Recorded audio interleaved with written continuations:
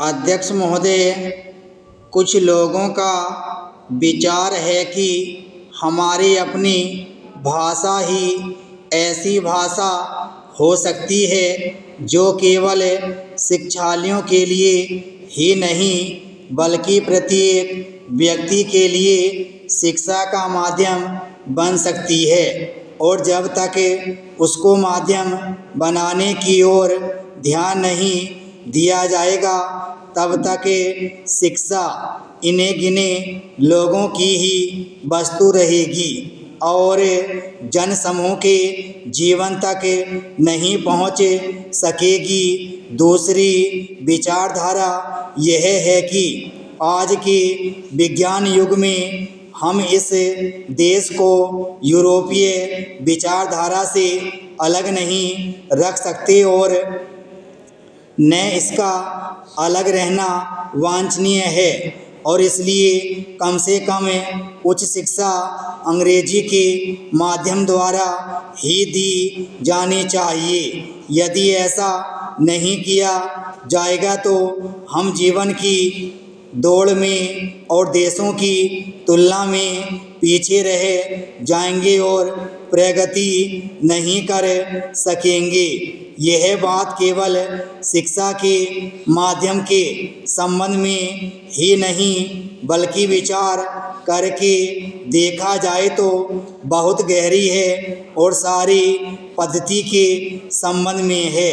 इससे स्पष्ट हो जाता है कि देश में शिक्षा प्राप्त करने की इच्छा बहुत अधिक है जो अब शहरों तक ही सीमित न रहकर ग्रामीण जनता में भी दिख रही है।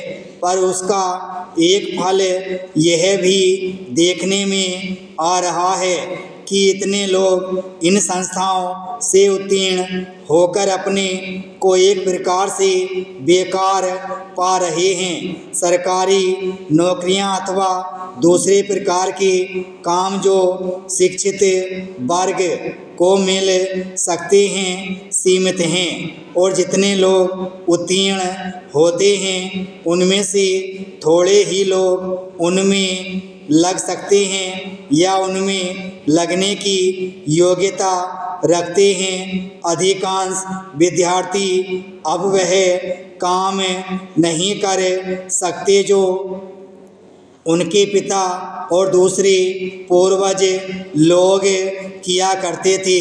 अंग्रेजी शिक्षा के फलस्वरूप उस काम के प्रति उनकी भावना में परिवर्तन आ गया। परिणाम हुआ कि बेकारी बढ़ी और उसके फलस्वरूप जीवन के प्रति असंतोष और उपेक्षा की भावना को बल मिला। यह इस देश के लिए बहुत भयंकर चीज़ है। इसलिए हम इस विषय पर मौलिक रूप से विचार करें कि जो पद्धति आज चल रही है और जिस पर हम इतना व्यय करके युवक और युवतियों को बहुत बड़ी संख्या में शिक्षित कर रहे हैं वह आज की परिस्थितियों के कहाँ तक अनुकूल और लाभदायक है। महात्मा गांधी ने इस आने वाली परिस्थिति का अनुमान लगाकर यह निश्चय कर लिया था कि यदि इस देश में अमीर और गरीब प्रत्येक भारतवासी के लिए शिक्षा आवश्यक है तो वह इस पद्धति से नहीं दी जा सकेगी क्योंकि इसमें व्यय इतना है कि यह देश उस भार को नहीं उठा सकेगा। इन्हीं दोनों विचारों से उन्होंने नई तालीम की पद्धति निकाली जिसको अन्य देशों के उच्च कोटि के शिक्षा शास्त्रियों ने भी शास्त्रीय ढंग से विचार करके उपयोगी और लाभदायक ठहराया। महात्मा जी के विचार से जहाँ तक मैं उसको समझ सकता हूँ इस पद्धति में अपने दो मौलिक तथ्य थे। एक तो इसमें शिक्षा केवल पुस्तकों के द्वारा ही दी जाए। विराम स्टॉप।